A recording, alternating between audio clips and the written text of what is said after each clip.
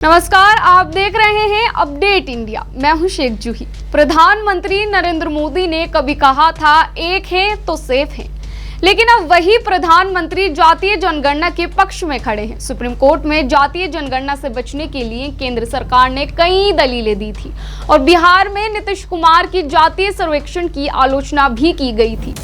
बिहार के बाद अब पूरे देश में जातिगत जनगणना।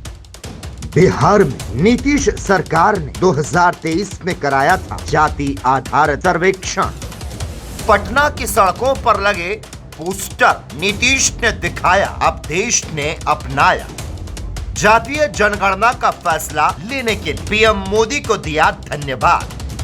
विधानसभा चुनाव से पहले क्या बीजेपी ने खेला मास्टर स्ट्रोक? एक है तो सेफ है, फिर जातिगत जनगणना की जरूरत क्यों? लेकिन अब हालात बदल गए हैं। महागठबंधन के साथ मिलकर बिहार में जातीय सर्वे कराने के बाद नीतीश कुमार अब नरेंद्र मोदी के साथ खड़े हैं।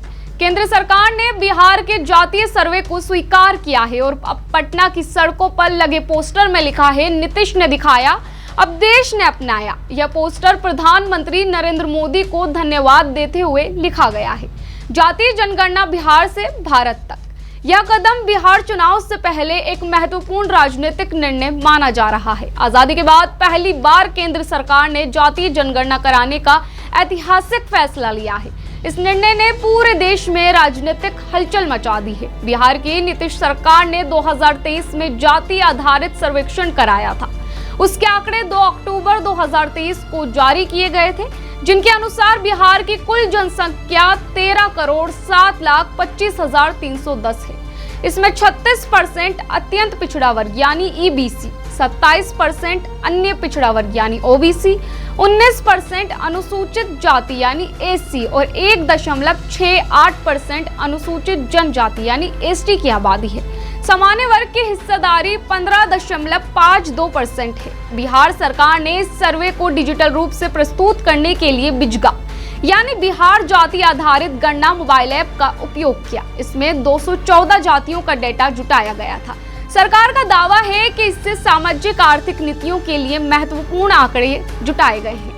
विपक्षी पार्टियों के नेताओं ने जातीय सर्वेक्षण और आरक्षण को लेकर मोदी सरकार पर हमलावर रुख अपनाया था, जबकि केंद्र सरकार ने एक है तो सेफ है के नैरेटिव को लेकर आगे बढ़ रही थी। लेकिन बिहार चुनाव से पहले मोदी सरकार को विपक्षी नेताओं की मांग पूरी करनी पड़ी। 30 अप्रैल 2025 को केंद्र की मोदी कैबिनेट ने राष्ट्रीय जनगणना के साथ साथ जातिगत जनगणना कराने की मंजूरी दी। केंद्रीय मंत्री अश्विनी वैष्णव के मुताबिक आजादी के बाद पहली बार जातिगत जनगणना होगी। केंद्र के इस फैसले ने बिहार में सियासी उत्साह का माहौल बना दिया है। पटना के गांधी मैदान समेत कई इलाकों में पोस्टर लगाए गए, जिसमें लिखा गया, नीतीश कुमार और प्रधानमंत्री को धन्यवाद दिया गया। यह कदम बिहार चुनाव से पहले एक महत्वपूर्ण राजनीतिक निर्णय माना जा रहा है। बता दें, पहली बार 1931 में जातिगत जनगणना हुई थी। 1941 में जाति आधारित डेटा तो जुटाया गया था, लेकिन जारी नहीं किया गया। इसके बाद 1951 से 2011 तक के सेंसस में केवल एससी और एसटी का डेटा शामिल था। ओबीसी और अन्य जातियों का डेटा जाति आधारित नहीं लिया गया था। तत्कालीन मनमोहन सरकार ने 2011 में सामाजिक, आर्थिक और जातिगत जनगणना कराई थी, लेकिन इसके आंकड़े सार्वजनिक नहीं किए गए थे। अब मोदी सरकार खुलेआम खुला जाति का डेटा जुटाएगी।